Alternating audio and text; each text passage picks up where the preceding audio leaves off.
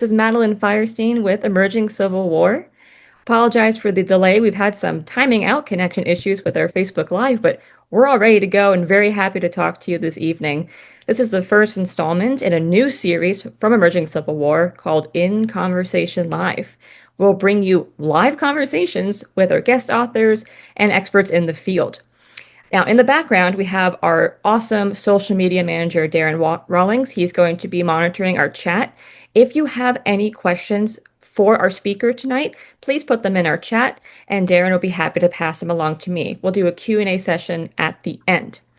So I want to go ahead and have our awesome first speaker, Mike Giorgianni, introduce himself. So Mike, welcome to our live streams. Sure. Thank you very much for having me. It's an honor to be with you here today. I'm glad we got the issues fixed here and then we're able to get rolling. My name is Mike Giorgianni. I've done several guest contributions to Emerging Civil War, but my day job, I am a middle school social studies teacher in Greensburg, Pennsylvania, which is approximately about an hour east of Pittsburgh. So this is a little different than maybe what I'm used to in dealing with 13 and 14-year-olds, but I'm a lifelong student of history with a passion for the American Civil War, Western Pennsylvania history, and mainly I've gotten really into the Battle of Gettysburg and a lot of people involved with Gettysburg units, Western Pennsylvania units, certain commanders, and so on. So what I want to do is try to go through some of my top 5 items of the Civil War before I get into some of the undervalued parts of Gettysburg. And I don't think what I'm going to be saying to most of our viewers today is going to be things that are unknown or I've uncovered some part of history that you were not aware of. But I think these are some parts that I believe maybe are overshadowed or overlooked at times. So let me get into my top 5 favorite things here first. And I wanted to start with my top location, which I'm going to shock everybody and not say Gettysburg. But let me at least start with this.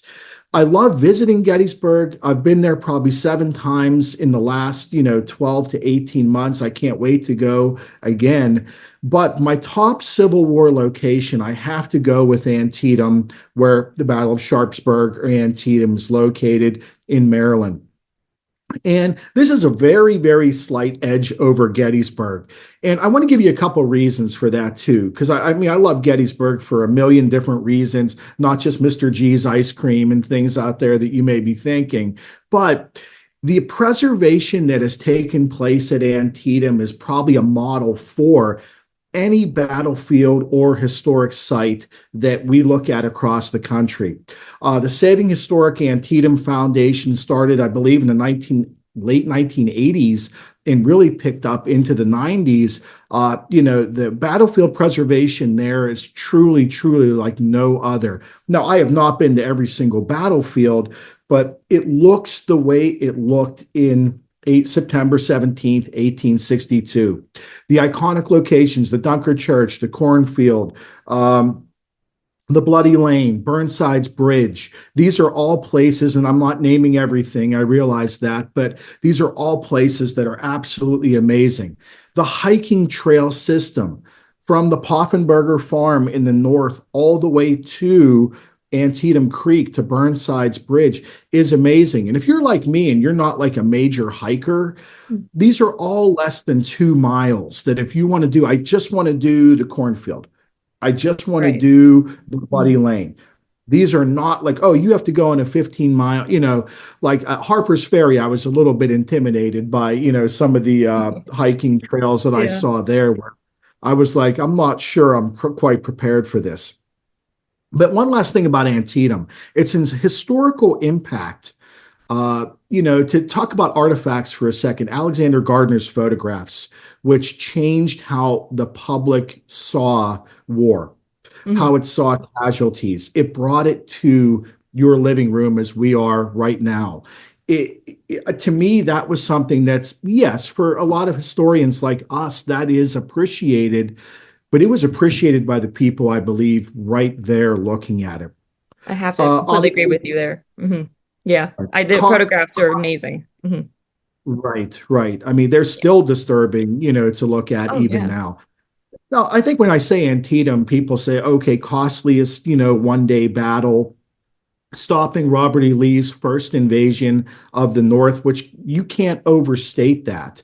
When the war in September of 1862, this is probably a turning point. When we talk about Gettysburg or we talk about Vicksburg, you really, really have to talk about the state of the North following Second Bull Run, Second Manassas, this could not be something that went terribly, I feel like, for the North. The Emancipation Proclamation, or at least the preliminary, being issued directly after that by President Lincoln. And I think it also begins something that a lot of people look at as this major, I don't want to call it micromanaging, but when McClellan would get replaced in the fall of 1862, General McClellan, this leads to constant, many, many different Yes. generals, and we're not going to name every single one. But so I picked Antietam, for those reasons. Yeah. Yeah. Um, Great. if I could go on, Madeline, my Yeah. top person, Major General Winfield Scott Hancock. And Uh-huh. I know we've got some Hancock fans out there too. And Hmm. but before I put this guy on the pedestal that he deserves, let me just say, I probably, for Hancock, yeah, he would have been maybe a little unnerving to be around. His expectations for the people around him are motivational, but boy, you better do what you're asked to do because Hmm. this is going to cause serious problems. Did he show courage? Did he show resolve? Did he show, influence? Yes. I'll just take the Battle of Chancellorsville, where at that time Hancock is not yet the Second Corps commander, but he basically is leading the rear guard from the retreat, from Chancellorsville following, Jackson's flank march and so on. And when he leads that rear guard, his division ends up being one of the last on the field. This would have not been a pretty place. And there were men that, when you look at their accounts, said, I became a hero by that man's influence today That's in really one, special. in one of the worst Yeah. days, of the battle. Mhm. Did he show some heart at times too? Yes. And I'm a caring, feeling kind of guy too, but probably not as tough as Hancock would have been. Uh, Yeah. After the Battle of Fredericksburg, which Emerging Civil War did an incredible drone special over the Oh, Rappahannock, amazing. Loved that where so much. Yeah. where we kind of had to debunk, the idea that Hancock said, "Oh, we could just cross the river because I saw a cow go across there. Why don't we cross 80,000 people there?" Obviously, the banks of the river would not, Mhm. permit that. And the drone footage actually, did show that. But after Fredericksburg, his division, which he protested the assault at Marie's Heights, in Fredericksburg, they had 40% casualties. This includes the Irish Brigade. This includes some famous units. However, when that is over and the Second Corps goes into their winter quarters, with the high number of Irish soldiers that he had, they're having St. Patrick's Day events. They're doing, I don't want to say a party, but he Mhm. understood what did they need up here to Yeah. recover. The And morale. Right. right, right. Hmm. So obviously the Gettysburg parts, we can talk about just the Second Corps at Uh-huh. Gettysburg that, some people will say we were just enough at just the right time, Uh-huh. where we were, plugging holes all over the battlefield. Not talking about Gibbon's division, obviously, where the high water marks, occur. So when I do go to Gettysburg, I definitely have to stop at the Hancock statue on East Cemetery Hill. One of the Yeah. pictures I put into my last emerging Civil War photo essay was, at sunrise, on East Oh, that's Cemetery great. Hill. Okay, third one, my top monument is the Pennsylvania Monument at Gettysburg. No Oh, surprise, yeah. Fan A favorite. Pittsburgh guy like me, Yeah. I walk around and Yeah. I see the over 30,000 Mhm. Pennsylvanians that served Right. at Gettysburg, and I find these units that I followed: the 62nd Pennsylvania, the Mhm. 140th, the 155th. I'm not going to be able to Yeah. name every single one, so I'm sorry You if I know, did not. I would, sorry, I was thinking, I mean, I'm about to ask, like, as a Pennsylvanian, when you visit that monument, does it ring a little more special for you as a Pennsylvanian? Absolutely, it does. And I don't have any relatives that as I'm Mm, aware of actually fought at Gettysburg, but it definitely does, because those guys, it meant something to everyone, but I think it meant more. And let me name two Pennsylvanians now. Alexander Hayes, who mm, said, "This is for your family. This is for your fireside. This is for everything." Strong Vincent, Little Round Top, one of the heroes of Little Round Top, that devastating letter that he writes to his wife a few days before saying, "What greater glory could there be than to give my life on the soil of mm, our state?" And sadly, he did. Uh, but yes, I think as a Pennsylvanian, it absolutely meant so much more to those guys. And I mm. think when a lot of them crossed in the march up through Virginia and Maryland, and when they Wow. crossed to Pennsylvania, something turned on. It Yeah. was a feeling. So. Yes. But yeah, I love the Pennsylvania Monument in a battlefield that has thousands of statues, monuments, markers, waysides, plaques everywhere. This is definitely the one that stands out. So I absolutely love it. So Wonderful. okay, Mhm. top event. Let me go into your neck of the woods here, Madeline. Yes. My top event. Can you guys still hear me? Okay, you Yes, guys we're good. We can hear you froze just for a fine. second. Yeah. Uh, the surrender of the Army of Northern Virginia. So it's not a battle. Oh, It's that's all surrender right. at Appomattox Courthouse, April Hmm. 9th through April 12th, which sadly I have not been there. I'm looking forward to getting to Virginia at the Emerging Civil War Symposium coming up this summer. I know I cannot see every single Civil War site in the Washington, D.C., Alexandria, Yeah. Central Virginia area, but I'm going to see as many as I Yeah. can. I mean, to make you feel better, I've lived here my whole life and I haven't seen all of them. Don't tell people that though. So. Right. I won't say anything. So, this is not a battle, but to hear what the Overland campaign, what these guys had been through Mm. Okay. until, the May of 18, or excuse me, April of 1865. If I could just witness any interaction, I don't want to say anything. I don't want to change history. I don't want to Mm. say you should have been harder on them or you should. That's not what I mean whatsoever.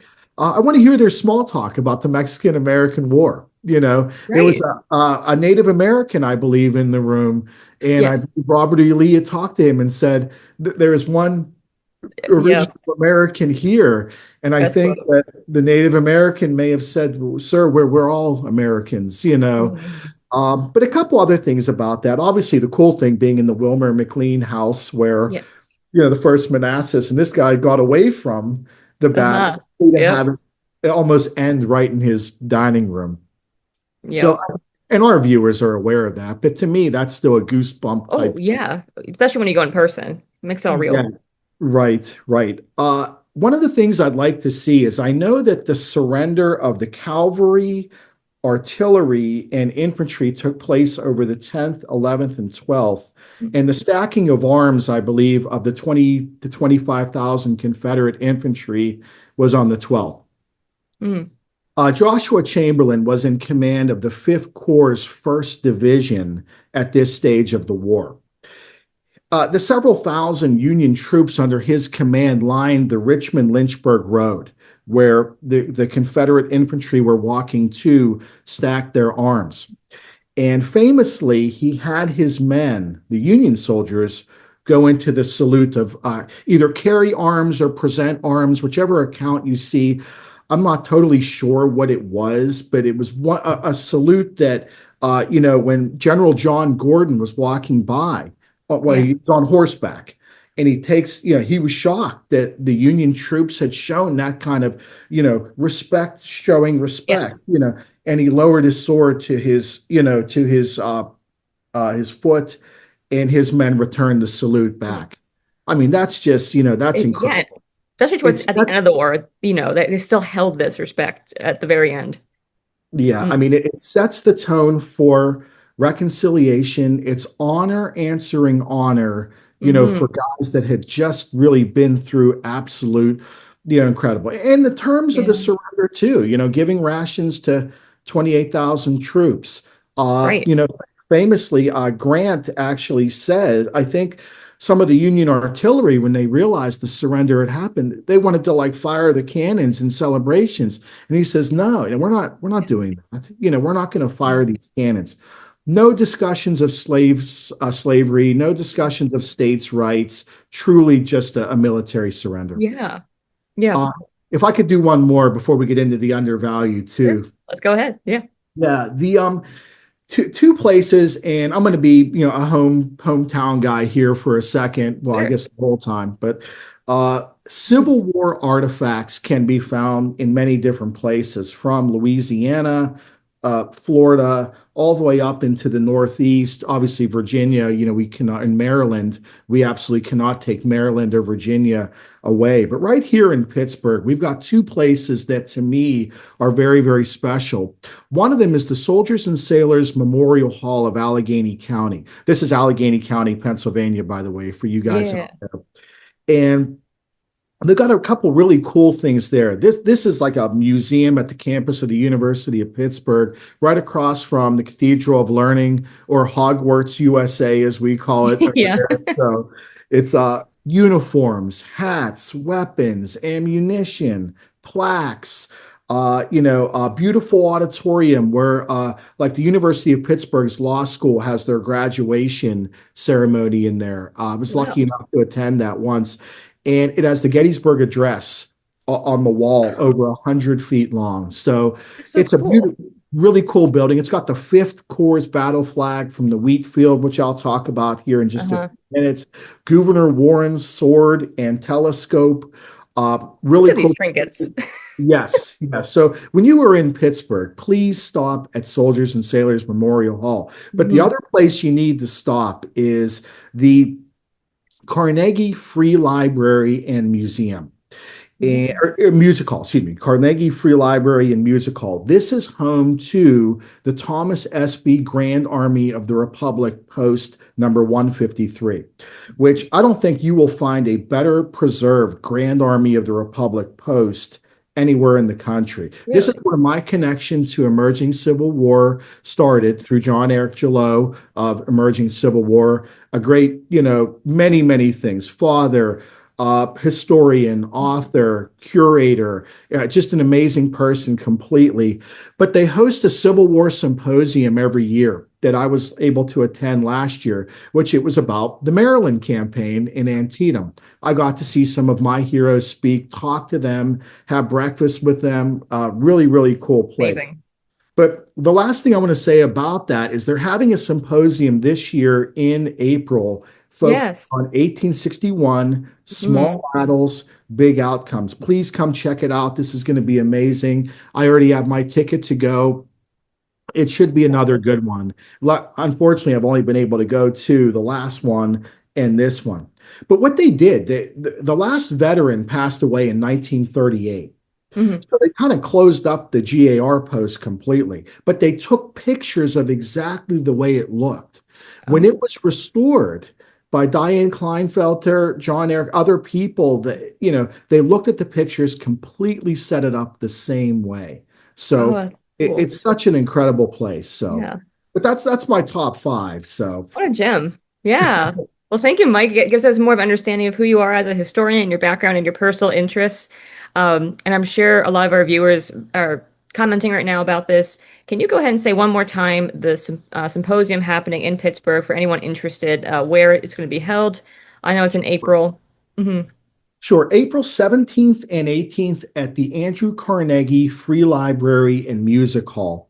Okay. Uh, when you go to the website there, I believe the link there is under the second Saturday Civil War Mhm. link, because there's also speakers that they have, not every month of the year, but most of them.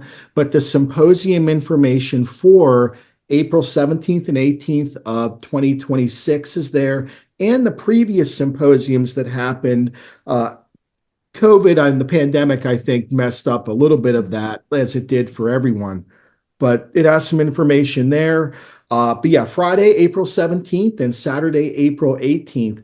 Please, please, I look forward to seeing you there. I am not a speaker there, but Not maybe yet. maybe someday. Right, right. Great. Well, thank you. So we'll move into talking about undervalued actions at Gettysburg. And a reminder to our viewers watching, if you have any questions for Mike, please put them in the chat. Our social media manager, Darren, will pass those along to me at the end. So if you have any questions, make sure to type them out or else we won't hear them. All right, take it away, Mike. Sure, sure. Thank you. So let me get into my top five, my top four undervalued. If we have time, I'll do a couple honorable mentions too, because Okay. this was difficult to kind of pin down I can here. imagine. I don't want to completely say that, these are more important than Little Round Top, the wheat field, the peach orchard, the angle, I'm not saying that. I'm just saying these, I think, also deserve a spot up there, in the front burner. So the first one, though, let's talk about day one of the battle. The first corps and the 11th Corps are the only two Union Corps that are actually there fighting on July 1st. And whenever you talk to people, a lot of times they'll just say, oh, yeah, the Confederates had more people there. The Confederates had more people on the scene and pushed the Union forces back. But it's almost in three phases. You have Buford's cavalry vedettes set up from the Harrisburg Road on Rock Creek all the way around to the Fairfield Road. And they do an incredible delaying action waiting for the First Corps under John Reynolds to arrive. They set up their main defensive line at McPherson's Ridge, which many people are, they've saw the movie and things. They're aware of that. So I think the first stage of the battle, maybe after that first shot, maybe is going to be just the cavalry's defense. The second stage would be, John Reynolds rushing in Wadsworth's division of Lysander Cutler's brigade north of the Chambersburg Pike and Railroad Cut, and the famous Iron Brigade under Solomon Meredith. And they're going to be primarily in Hurst Woods, near Willoughby Run. And when you look at what happens there, I think initially the Union does pretty well with the Iron Brigade, not so well with Cutler's brigade, at least initially. Now, he has three regiments north of Chambersburg Pike and two stationed kind of near McPherson's barn. Following that, there's a lull in the battle. And during the lull in the battle, I think people don't realize there wasn't like thousands of Union troops rushing in. There is two other First Corps divisions under Robinson and Doubleday, and I'll say Raleigh because Doubleday will, take over the Corps while obviously when Reynolds passes away, you have Oliver Howard taking. There's some changes in command happening, but let me just talk a little bit because the fighting resumes around 2 o'clock. You have Ewell's Corps coming from the north. You have A.P. Hill's Corps coming from, I guess, the northwest and the west. Ewell will have basically, two divisions on hand: Rhodes's division and Early's division. The general idea was to not bring about a general engagement whatsoever. We're well past that, obviously. We have 50,000 troops are going to be engaged by 2 o'clock in the afternoon. Rhodes's division will attempt to attack near the Mummersburg Road, and he's got 5 brigades. Rhodes's division probably has around 8,000. The entire 11th Corps, following the Chancellorsville debacle, is probably a little less than 9,000 or around 9,000 active for the whole Corps. So they're not really in position to be facing against, what was coming at them. But you have, at that corner kind of where you have Robinson's division, which is going to be primarily Baxter and Paul's brigades, and you're going to have elements of Doubleday's division kind of filling in behind the Iron Brigade. This would be Biddle and Stone. And I think the delaying action that the cavalry had done was able to at least stymie things, and Wadsworth's division was able to stop so much of Heath's division that they have to completely throw Pender's division in, late in the afternoon. And also in the north, you have the issues with Rhodes's division, famously Iverson and O'Neill's brigade. I mean, the point I'm trying to make, I think, is that, I think the fighting from 2 o'clock in the afternoon through 4 o'clock, when basically the Union forces are pushed back through the town, that fighting will cost altogether from the morning about 6,000 Confederate killed, wounded, or missing. That's not what they obviously started the day wanting to deal with. So to me, I just wish that, instead of someone just saying, oh, the Union forces lost, they got pushed back through the town, it was a complete disaster, they're running for their lives. I think those don't tell that to, the people that were in, Raleigh's division. Uh-huh. Don't tell that to Biddle and Stone's brigades. Certainly don't tell that to, the guys that were Baxter's division that had dealt with Iverson and O'Neill. Then Ramseur, Daniels brigades also will come through there. Dole's brigade will kind of angle more toward the 11th Corps. But I think that it not only has an effect on casualty rates, like I said, but when Ewell does get through the town and he gets to the southern part of the town, and by then the Union forces have primarily gone back to Cemetery Hill from their defenses at Seminary Ridge, which was the real fallback point for that first corps. Ewell has a decision to make here. And I think one of those decisions is, do I attack Cemetery Hill? And obviously, we're not going to get into, you should have just attacked, Mm. other commanders would have attacked, you were too hesitant. He actually probably would have attacked had he gotten support from A.P. Hill. And when you read Stephen Sears' book and when you look at Coddington's book, yeah, he was willing to attack if he had support Mm. from A.P. Hill. Well, guess what Heath's division and Pender's division had just dealt with the Iron Brigade and Mm. that huge defense over there at Seminary Ridge. They not only weren't going to help you attack, they didn't even chase you through the town. That was what a punishing blow I believe the First Corps put on. So to me, yes. What is it, a Confederate victory? Absolutely it is. But at what price? It was Right. extremely high. So That's a really good point. Mhm. sure. My second one I want to talk about too, and there's been a recent book written about this one, so this probably is not as shocking, but the second U.S. sharpshooters, and this is on July 2nd. Many people will look at July 2nd and say, the fighting doesn't start till 4 o'clock in the afternoon at, Little Round Top, Hawks Ridge, Triangular Field, Devil's Den, Rose's Woods, Stony Hill. Mm. Actually, if you extend that out a little to the Slider and Bushman Farm area towards Warfield Ridge, you have the second U.S. sharpshooters, which this is one of the times where you have a group that's completely going to be, outmanned. There's Mm. approximately 190 men in the second U.S. sharpshooters. Excellent shots. You had to try out to get into this. These guys were the real Nice. deal. They are Yeah. they are long distance killers, for Yeah. sure. There's about 200 of them along the Slider Farm Lane near Mm. Bushman's Farm. And they are basically in like a lightning bolt type shape with approximately 7,000 Confederates of Hood's division coming.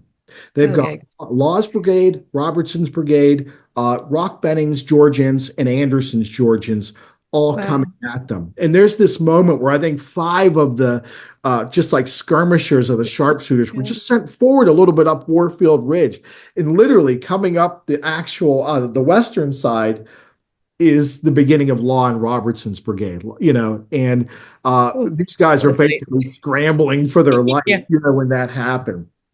But the Confederates would call their defense by the second U.S. sharpshooters uh, a perfect hornet's nest. And I'm Mm. stealing this off of some of the books Mhm. that have been written and so on. But I think when we give all the credit to Strong Vincent to making that quick decision of, sir, what are your orders? What do you Mhm. want? Governor Warren is requesting that troops go up to that hill right there. But I was supposed to tell this to, your division commander, to Barnes, because they're part of Barnes's division of Sykes's Fifth Corps. And that's not who you're even supposed to be talking to. I don't even think he was Mhm. talking to it was like an aide or someone. So I think that yes, certainly Strong Vincent's a hero. His quick acting decision to get his brigade up there and the famous 20th Maine stand and the other three regiments too, the 83rd Pennsylvania, 44th New York, and the 16th Michigan, yeah, they all deserve that. But I don't think even their quick acting decision could have been possible without the delaying action of the second U.S. sharpshooters. So to me, people will look at other factors. Well, Law's brigade was exhausted and they had just walked 30 miles, and they did. But I still think some other things like the second U.S. sharpshooters. I wish that if I say Strong Vincent and Little Round Top, that would ring the same as Hiram Burton Mm, and the second U.S. sharpshooters. So, but that's one. Um, yeah. I don't know if we have any questions or not yet, but I can Well, go. we'll do that at the end, just so that I want to Oh, make sure you sure. get to say everything you want to say, that we don't get sidetracked to Right. something you said before. So yeah, everyone knows to put any questions you have for Mike in our chat, and then I'll read them at the end. Okay, you Winfield Scott Hancock fans like me, this part's for you. So All right. let me talk about the Second Corps here for a little bit, which there's 7 Union Corps at Gettysburg. And the Second Corps doesn't really arrive until, that early morning of July 2nd. And they have three divisions. John Caldwell's, First Division, uh, Gibbons, Second Division, and then one of my favorite guys, Alexander Hayes, a Yunzer, a Western Pennsylvania guy, a Pittsburgher. For you guys out there, that's what we call each other, from here. So I'll teach you this, Madeline, don't worry. But Well, I know the lingo now. Am I in? Am I an honorary member now? yes, you are in. Yay. You're absolutely in, for sure. But Alexander Hayes is his division is the furthest north. They're connected to kind of where the 11th Corps was placed, wrapping around Cemetery Hill. He's at a place called Ziegler's Grove, and his division will go south on Cemetery Ridge, almost to the angle, almost to the famous angle. Mhm. Parts of that have the stone wall, parts of it don't, but the guys start building it up, pretty quickly. His division of the three divisions in the Second Corps, probably the least people have heard about. But let me tell you why. I think the first division storms the wheat field. This is Hancock's old division, now run by John Caldwell. It's his first action is going to be at Gettysburg as a division commander. Because remember, Hancock is not promoted till around June 10th to command the Second Corps. Well, the march through Virginia, toward Maryland is already started at that. Mhm. So there hasn't been a major battle involved with Caldwell leading that division. His first division action is going to be storming the wheat field, assisting. Basically, the wheat field area would have had Ward's brigade of Sickles Corps and maybe part of de Trobriand. I'm not going to try a French accent there. Part of de Trobriand's brigade toward, Devil's Den. The second division is going to be Gibbon. And Gibbon's division takes the high water mark on July 2nd by Ambrose Wright's Georgians. That a lot of people look at that and say, you got further than Pickett, Pettigrew, Trimble's charge. Why don't people talk about July 2nd as much as they talk about the climactic charge on the 3rd? And by the way, the charge on the 2nd was actually more soldiers than what you see on the 3rd. But north of there is going to be Alexander Hayes. And Okay. initially, they're not going to be involved in the direct high water, the angle where the famous, Armistead's got the sword with the hat on it. They're not there. They're Mhm. north of there. But let me tell you a few things that they do. The fighting for the Bliss Farm and primarily the barn, which was like 100 feet by 75 feet. This is a fortress right between the Confederate and the Union lines. These guys are actually directly involved almost from the time they get placed on July 2nd at 7 o'clock in the morning with what I'll call heavy skirmishing, but it's more of a battle within a battle. It's not we're sending our 3,000 people against your 3,000 of Posey's brigade and Mahomes' brigade, which were the final two brigades along the Emmitsburg Road under Richard Anderson's division. That's not what happened. We're going to send just these regiment just these volunteers take that barn. The barn changes hand well over 12 times, Huh. in a short period of time. I think the fighting that happens there, though, those two brigades, Posey and Mahomes, were supposed to be the end of the en echelon attack of Longstreet's attack on July 2nd. Why don't they participate? Ambrose writes Georgians that came through just to their south are begging those Mississippi guys, please come forward. And they're not. Well, why weren't they? Because they had been fighting with Alexander Hayes's division since 7 o'clock in the morning. Ooh. Eventually, the barn's going to get burnt, the next Yeah. day. Um, that's important, but I think the other two Hmm. might be a little bit more well known. And this is Willard's Brigade, the famous Harper's Ferry cowards, but that's not my Yeah. words. These guys were mislabeled. They barely knew how to put their uniform on. They're sent to Harper's Ferry, and they're involved in the surrender, Hmm. to Jackson. And then they're obviously sent to Chicago, to the prison camp for a Uh-huh. while. Many of them are sick and horrible. Many of them, I think, mentally probably were hurt Right. too. Oh, Uh, yeah. but Willard's brigade is going to be needed to stop Barksdale's brigade as it came across the Peach Orchard against Humphreys' division, which had fallen back from the Emmitsburg road. They were in a horrible position too. They were told to like set up a diagonal slant toward like Devil's Den. They don't have enough people to do that. And Mhm. Barksdale's guys have been waiting and waiting and begging Longstreet, can we please go and attack? When they're given the green light, they're just, many historians will call that the charge of the war.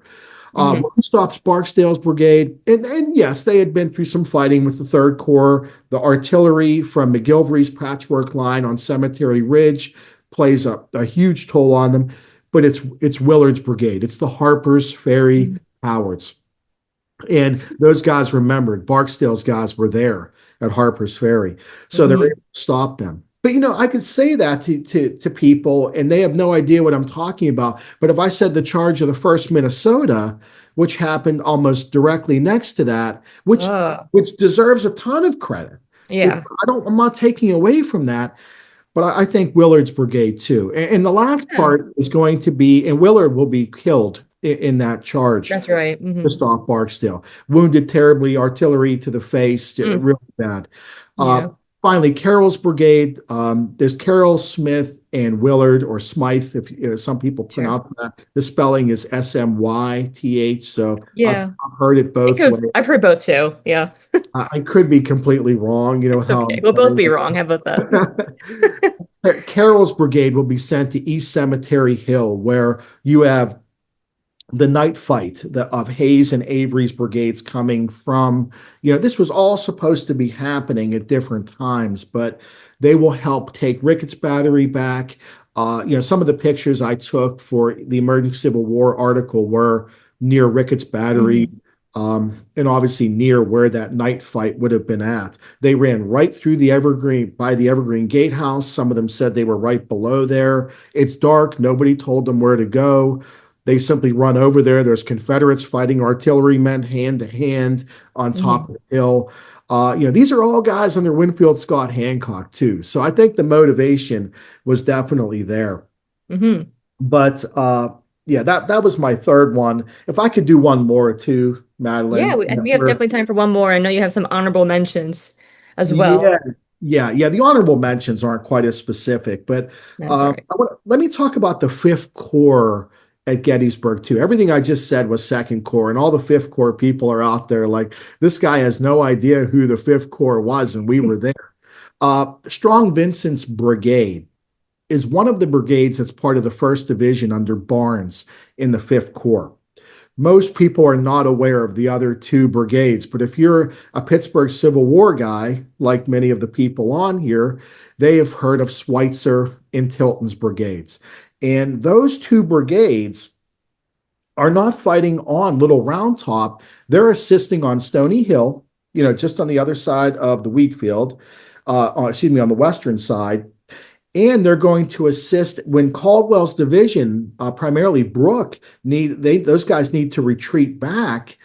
it's going to be Schweitzer's brigade that is out there in the wheat field. The flag that I saw at Soldiers and Sailors was the actual the regimental flag, I believe, that was there on the wheat field. So to me, I think that's definitely one to talk about. Is the other brigades other than Strong Vincent in Barnes's division? So it's still in the same division. I think Weed's brigade too. They're not involved. People have heard of O'Rourke and the 140th New York. They've rubbed the nose on Little Round Top and things like that. They've been to the restaurant maybe in Gettysburg, but Weed's brigade, I think, is not the only regiment, or the 140th, excuse me, is not the only regiment. The 155th Pennsylvania. These guys don't see a lot of direct fighting because when they get up there, a lot of the fighting was over, but they will stay there, and General Longstreet is going to look out and see these lines of Union infantry at that point. And he's going to see the Pennsylvania Reserves under Samuel Crawford, which, if you're fans of facial hair, of Civil War Oh boy. generals, uh, look up Samuel Crawford. He's one of the ones I would say is definitely incredible. He Immaculate, my my immaculate whiskers. my eighth graders would call him like the goat, probably of Oh, facial. yeah. So I he's can goated hear or that. whatever. But Samuel Crawford's Pennsylvania Reserves put that final punch after the U.S. regulars, and I believe it was Wayne Motts just did a special on the U.S. regulars Yeah. yesterday. They're part of the Fifth Corps too. Those guys, famously were, not volunteers. These guys are soldiers that had taught a lot of the other ones, and boy, they get put into a horrible situation being sent out into the Valley of Death, Wheatfield area, and then being told to pull back. And when they're told to pull back, many are shot in the back. They've got Mhm. elements of probably 5 Confederate brigades by that point. I think one of the other things I want to talk about the Wheatfield is that you Mhm. not only have Law, Robertson, Rock Benning, Tige Anderson's brigades coming through from Hood. You have 3 of the brigades from Lafayette McLaw's division that will come through. So you're going to have Kershaw, Semmes, and Wofford all coming into this area. That the U.S. regulars would be sent out there, and then finally the Pennsylvania reserves are sent there too. Once again, these are parts of the battle that, yes, there's an amazing statue of Samuel Crawford just below Little Round Top there, but I don't think a lot of people are familiar, Mm. with what he had done. My last two, my honorable mentions, though, before we try to take some questions here, Mhm. the Union artillery on all 3 days under Henry Hunt. I think that you could go back to Seminary Ridge, where I started with that defense line that they had put the final defense. Particularly, you have, I want to say, Scales Brigade from Pender's division gets absolutely decimated by the line of Union artillery that's there. That's what the accounts on the federal side say. That's what the accounts on the Confederate side say. July 2nd, Lieutenant Colonel Freeman McGilvery of the Artillery Reserve sets up a line of artillery on a makeshift line as you have all of these batteries withdrawing from the Wheatfield Road because they didn't have enough guys to be there. When Mm. they withdraw, they actually set up a temporary line that's able to continue to put pressure on people like Barksdale, Wofford, some of the other divisions coming down. And obviously, Pickett, Pettigrew, Trimble's charge on July 3rd. Uh, Mhm. the Union artillery, which Winfield Scott Hancock did fight with Hunt on that day about, do we conserve the ammunition? You know, no, Hancock's saying the guys sitting here that are being fired on for 2 hours, they need to hear our guns Yeah. respond for this, for their Right. mental Oh well-being. yeah. If we Mhm. don't reply at all, they're not going to be effective soldiers here whenever Mhm. we have 12,000 Confederates coming out of Seminary Ridge. Yeah. But it was a good idea to conserve some of the ammunition. And McGilvery fights directly with Hancock, that day. Mhm. Finally, my last honorable mention, Culp's Hill. the place of the most sustained fighting of the entire Gettysburg campaign, but probably the part that receives the least amount of attention. Colonel David Ireland in the 137th New York. George Sears Green, one of my heroes from Gettysburg too, realizes that Culp's Hill is really two separate hills with a saddle there in between with this rocky ground.